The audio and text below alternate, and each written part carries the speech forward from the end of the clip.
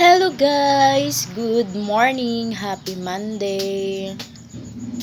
So ngayon guys, may nagtatanong isang followers natin, paano daw magsimula sa pagre-reels. So base sa na-experience ko dati guys, bago ako nag-umpisa mag-vlog, nung una kasi mahiyain talaga ako. Mauwawon ba kung sa Bisaya, mauwawon jud ko sa una. So sige kog kita og mga video bitaw, sige kog scroll sa Facebook ko unsaon day pagsugod sa pag-vlog. Ani ra di ay mag-create ra kag imong content, unsay gusto nimo nga content pwede na to nimo ma-upload basta kay imuhang original nga video. So akong gibuhat sa una guys, nag-tutorial ko. Then paghuman, kanang mga daily routine sa balay, mga himuunon bitaw. So mao toy gina-vlog nako sa una guys, gina-reels nako sa una. So adeser ko nagsugod.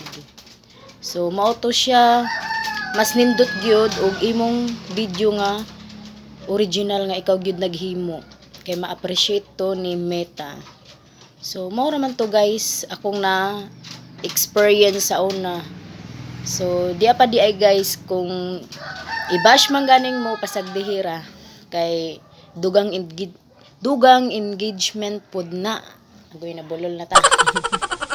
Dugang engagement pud na. So base pud sa ako nga na experience, so nagajoy di magajud mawala nang naay mo ko mo bash sa atong mga video. So sa ako bisagdahan ra nako. Okay lang sa ako nga gibash ko. So maora to guys nga ang ahong ma-share sa inyo. So maghimo lang yung kaugalingon nga content nga imog yung hinimo kay para ma-appreciate ni Meta.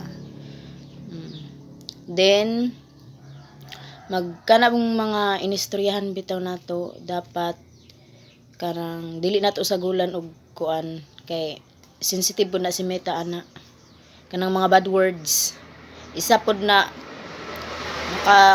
makakos po nag violation. So bantay-bantay po ta sa atong mga gipang istorya.